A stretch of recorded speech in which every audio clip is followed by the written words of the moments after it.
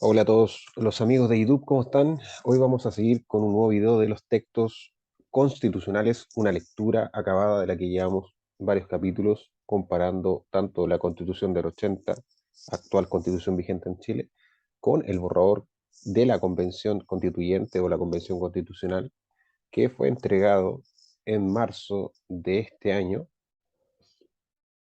y para lo cual nos decidimos compararla con la Constitución del 80, ¿no? En ese orden de cosas, vamos a proyectar de inmediato para dar lectura en donde habíamos quedado, ¿ya? Tanto en el borrador como en la Constitución del 80 vamos sobre el artículo 100, ¿ya? En el borrador vamos en el artículo 118, tenemos que dar lectura al artículo 118, y en la Constitución del 80 vamos en el capítulo 13, Banco Central. Ya habíamos visto bastantes instituciones, incluso vimos el llamado Consejo de Seguridad Nacional, ¿no? Un consejo que está compuesto por las más altas autoridades, ¿no? de el Estado, precisamente cuando se ven convulsionados el gobierno interior, la defensa nacional, la seguridad pública,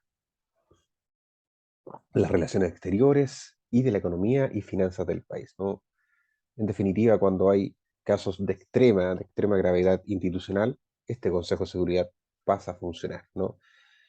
Pero no venimos a hablar de eso, sino que del capítulo 13, que es el Banco Central, para lo cual ya vamos a partir con el artículo 108 de la Constitución del 80 y que dice lo siguiente: existirá un organismo autónomo con patrimonio propio de carácter técnico denominado Banco Central, cuya composición, organización, funciones y atribuciones determinará una ley orgánica. Eso es lo que nos dice con respecto al Banco Central. Por su parte, el borrador en el artículo 118, que es el que tenemos que dar lectura, nos dice que las personas chilenas que se encuentran en el exterior forman parte de la comunidad política del país, algo que la Constitución del 80 ya venía determinando, ¿no? Es así que el sufragio lo pueden realizar en el país exterior, en el exterior, digamos, y que se valide el sufragio en Chile, ¿no? Se garantiza así el derecho a votar en las elecciones de carácter nacional, presidenciales, parlamentarias, plebiscitos y consultas conforme a la Constitución y las leyes. El inciso tercero del borrador nos dice que en caso de crisis humanitaria y demás situaciones que determine la ley, el Estado asegurará la reunificación familiar y el retorno voluntario al territorio nacional, ¿no? Estableciéndose una situación excepcional de crisis humanitaria, ¿no? O digamos, situaciones que determine la ley en el cual el Estado asegura que la familia no se rompa, ¿no? Precisamente por estas crisis en que las personas tienen que emigrar a otros lugares, ¿no? La idea es el retorno voluntario al territorio nacional y que el Estado propenda, ¿no? a la reunificación familiar. Eso es lo que nos dice el artículo 118. Volviendo a la Constitución del 80, el artículo 109, hablando del Banco Central, nos dice que el Banco Central solo podrá efectuar operaciones con instituciones financieras, sean públicas o privadas. De manera alguna podrá otorgar a ellas su garantía ni adquirir documentos emitidos por el Estado, sus organismos o empresas, ¿ya? Entonces, lo primero es que el Banco Central puede efectuar solo operaciones con instituciones financieras, ya sean públicas o privadas. De manera alguna podrá otorgar a ellas su garantía, tampoco adquirir documentos emitidos por el Estado, sus organismos o empresas. Sin perjuicio de lo anterior, en situaciones excepcionales y transitorias en las que así lo requiera la preservación de normal funcionamiento de los pagos internos y externos, el Banco Central podrá comprar durante un periodo determinado y vender en el mercado secundario abierto instrumentos de deuda emitidos por el fisco de conformidad a lo establecido en su ley orgánica.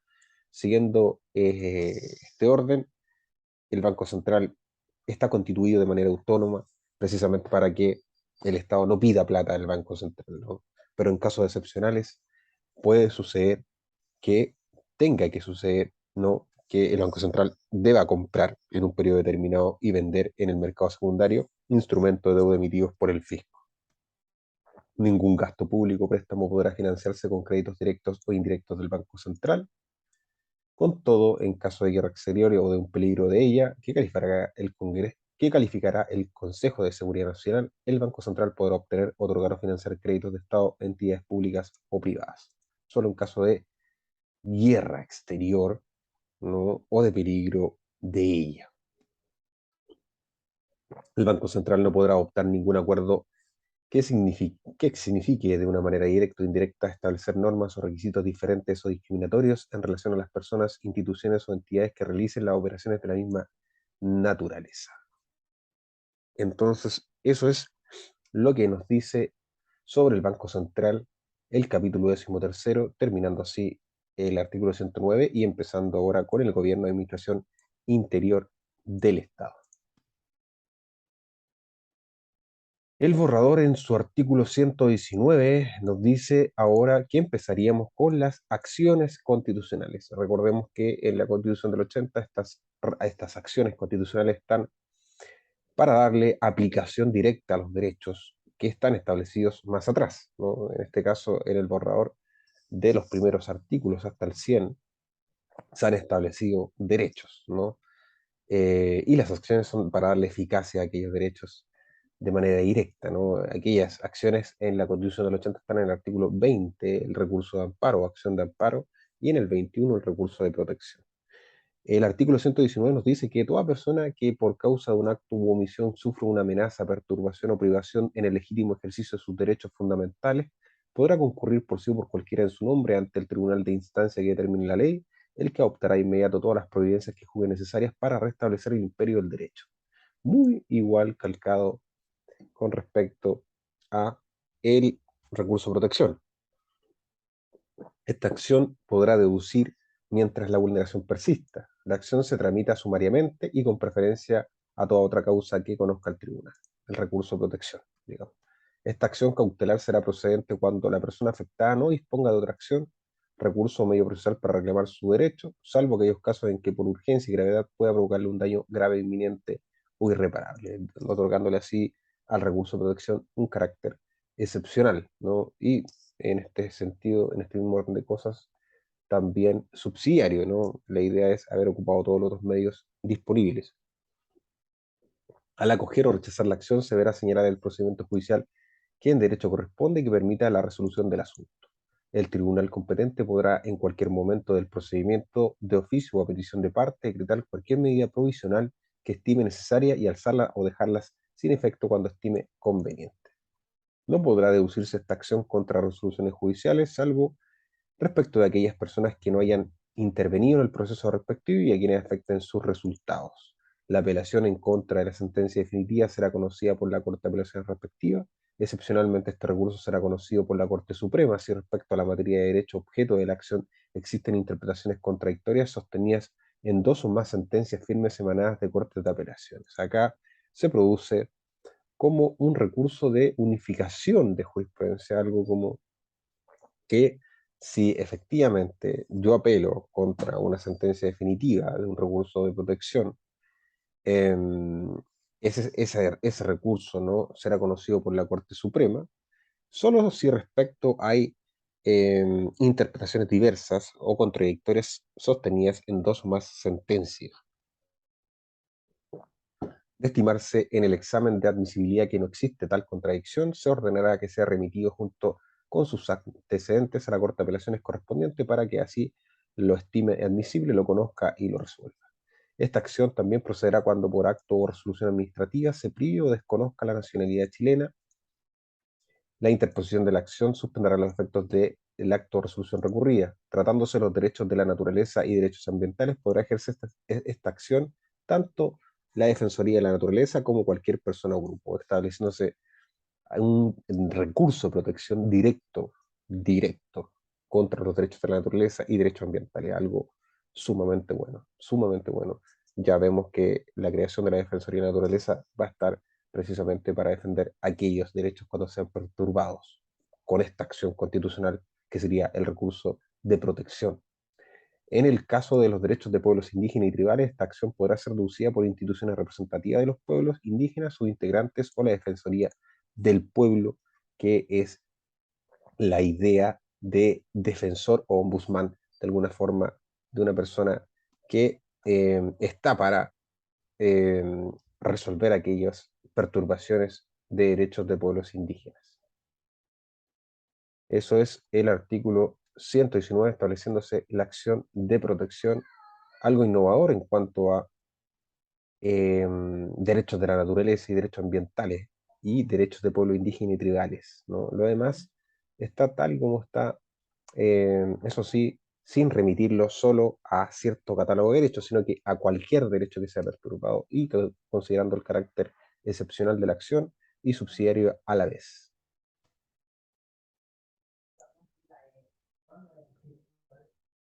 Por su parte, el artículo 110 de la Constitución del 80 nos dice que, hablando del gobierno y administración interior del Estado, para el gobierno y administración interior del Estado, el territorio de la República se divide en regiones y estas en provincias. Esto lo sabemos porque es lo que hay en Chile. Para los efectos de la administración local, las provincias se dividían en comunas. La creación, supresión y denominación de regiones, provincias y comunas, la modificación de sus límites, así como la fijación de las capitales de las regiones y provincias serán de materia de una ley orgánica, estableciéndose un quórum más alto que una ley simple. En el artículo 120 del borrador se establecería el recurso de amparo. Toda persona que sea arrestada, detenida o presa con infracción a lo dispuesto en esta Constitución o las leyes podrá concurrir por sí o por cualquier persona en su nombre, sin formalidades ante la magistratura que señale la ley, a fin de que ésta adopte de inmediato las providencias que sean necesarias para restablecer el imperio del derecho y asegurar la debida protección de la persona afectada, pudiendo inclusive decretar su libertad inmediata. Un copy-paste de el recurso de amparo del 80. Esa magistratura podrá ordenar que el individuo sea traído a su presencia y su decreto será precisamente obedecido por todos los encargados de las cárceles o lugares de detención. Instruida de los antecedentes, decretará su libertad inmediata o hará que se reparen los defectos legales o podrá al individuo o pondrá al individuo a disposición del tribunal competente, procediendo en todo breve y sumariamente y corrigiendo por sí esos defectos o dando cuenta a quien corresponda para que los corrija. Sin perjuicio de lo señalado, el tribunal deberá agotar todas las medidas conducentes a determinar la existencia y condiciones de la persona que se encuentre privada de libertad. Esta acción también procederá respecto de toda persona que ilegalmente sufra una privación, perturbación o amenaza en su derecho a libertad personal, ambulatoria, seguridad individual, y debiendo en tal caso adoptarse todas las medidas que sean conducentes para restablecer el imperio del derecho y asegurar la debida protección del afectado. Comentarios del recurso de amparo, lo veo casi igual, hay más, hay que analizarlo más lentamente, pero está establecido en el borrador. ¿Ya? No hay ninguna diferencia con la del 80, solo que se agregan más cosas. Ya vimos que el recurso de protección en el 119 ya está establecido en materia de naturaleza, la defensoría de la naturaleza y la defensoría del pueblo en caso de los pueblos indígenas y tribales. Por su parte, el gobierno y administración regional, en el artículo 111, dice que la administración superior de la región reside en un gobierno regional, actualmente es así, y tendrá por objeto el desarrollo social, cultural, económico de la región. El gobierno regional estará constituido por un gobernador regional y el consejo regional. Para el ejercicio de sus funciones, el gobierno regional gozará de personalidad jurídica y derecho público y tendrá patrimonio propio. El gobernador regional será el órgano ejecutivo del gobierno regional, correspondiéndole presidir el consejo y ejercer las funciones y atribuciones que la ley orgánica determine.